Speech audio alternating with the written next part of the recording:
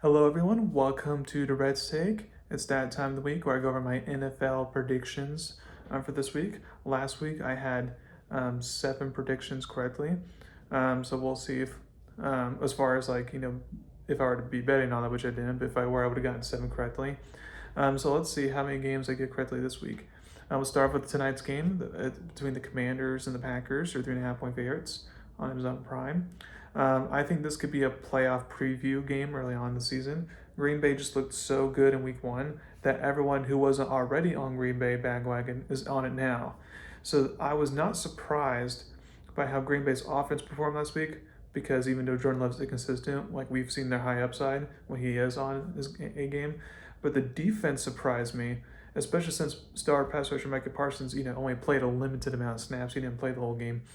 So I'm going to buy in the hype for now. So I will predict Green Bay will win, but I do think Washington will be competitive in this game. So I have Green Bay winning 24-20. Next, you get the Rams versus the Titans. Rams are 5.5 point favorites. And the Titans showed last week that if the wide receivers cannot have so many drops, then the Titans could be a formidable team. The Rams struggled to score points last week, and I would not be surprised if they didn't score a lot this week.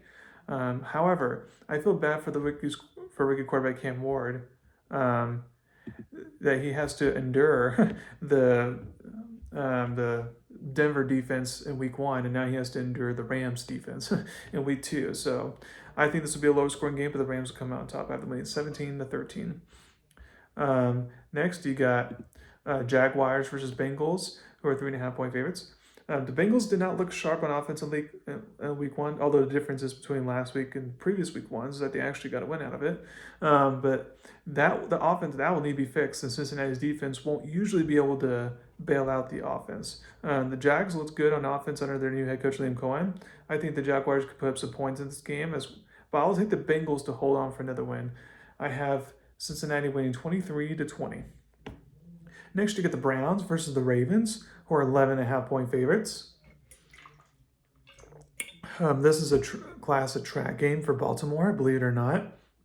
The last 2 seasons in week 2, after playing a big week 1 game, they dropped the ball. Because remember last year, they lost it barely to the Chiefs in week 1, and then they played the Raiders, who was an awful team last year, in Baltimore, and they lost. So they've had a history of that recently. So we'll see if they can play better this week. Because Cleveland, they played, Cincinnati better than we thought, and they got a pretty interesting situation because their kicker is kind of messed up last week. Otherwise, they would have won the game. So if the kicker struggles again, then obviously I feel like they can help the Ravens escape with a win. But if you're a betting person, that line's just too big, so I'd bet either the Browns would cover, or I'd bet the over on the total points there.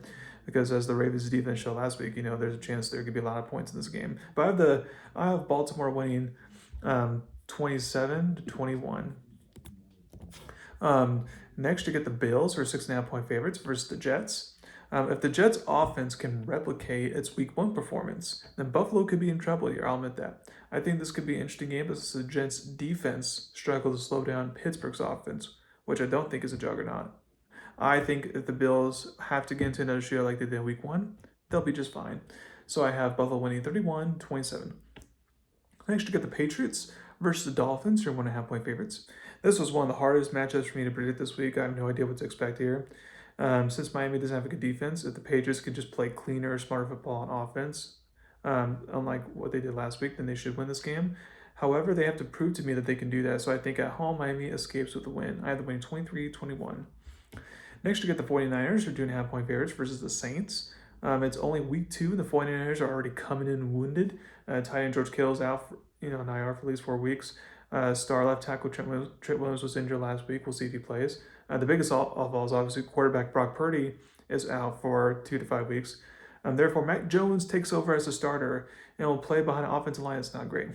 Plus, the 49ers waived their kicker and former third-round pick Jake Moody, although that could actually end up being a positive for them, actually, because he was that bad. But I think it'll be a lower-scoring game. But I think Robert Saleh's defense will be the difference maker, as the defense helps San Francisco get another win here. I have 49ers winning 14-9. Next, you got the Giants versus the Cowboys, who are 5.5 point favorites. Even though the Giants' offense was bad in week 1, Russell Wilson will start at quarterback. Maybe Jackson Dart comes in the second half if things aren't going well, With Dallas getting extra time to prepare for this game and cut off an impressive performance against the Eagles despite the loss, I like Dallas in this game. However, if Jackson Dart takes over, then they'll kind of have to hold on for a last second win type scenario. But if Wilson plays the whole game, then Dallas should win. In my opinion, I feel like Jackson Dart's could come in. So I've been winning, close 24-20. Next, you get the Bears versus the Lions, who are 5.5 point favorites. This is a big game for both teams. Loser not only falls to 0-2, but also 0-2 in the division. As I predicted, the Lions would not look the same losing both coordinators, and I was right. The Bears' offense looked great on script, but then off script, quarterback Caleb Williams still showed his inconsistencies from last year. This game is more interesting with Bears head coach Ben Johnson potentially showing up as former boss Dan Campbell, the coach for Detroit. I think this will come down to the wire, but since Detroit is at home and they got embarrassed in week 1, I feel like they'll bounce back with this win. I had them win 24-21. Next, you got the Seahawks versus the Steelers, are 2.5 point favorites. This is another interesting game. Like, can the Steelers offense show up again? Like, was last week just an outlier? I think it's an outlier, but we'll see. Seattle has a good defense, so I think they'll struggle to score, and the Steelers' defense should be better than last week, so therefore, it adds up to a defensive type of game. I know wide receiver DK Metcalf would like to get revenge against the team that moved on for him, but I think Seattle can afford to go to 0-2 start in their division, so I think they'll make some key plays to get the big win. I've been winning 17-16. Next, you get the Broncos, who are 1.5 point favorites, versus the Colts. I doubt the Colts will look as good as they did in week 1, because, like I said, I don't trust Miami. Now, the question is, was that bad offensive performance from last week from Denver just, signs of rust, or was it a sign of things to come? I would like to think it was just shaking off rust in week 1. Even if Denver does struggle in offense again this week, I think Denver's defense can force, turnover-prone quarterback like Daniel Jones to a key turnover too, and can help get Denver the win. I have them winning 19-16.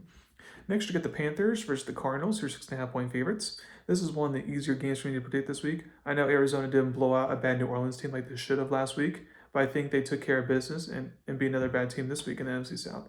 If I were betting this game, this would be one of my favorite bets of the week. I have Arizona winning 27-13. Next, you got the Eagles, who are 1.5 point favorites, versus the Chiefs, a rematch of the Super Bowl.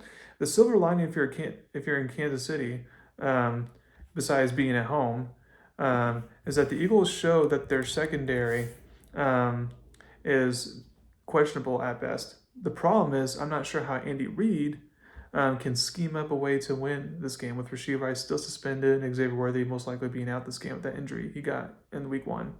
Plus, after the way the Chiefs played defense last week, the Eagles offense shouldn't have a lot of trouble putting up points. So I think this powerful Chiefs, franchise starts the season 0-2.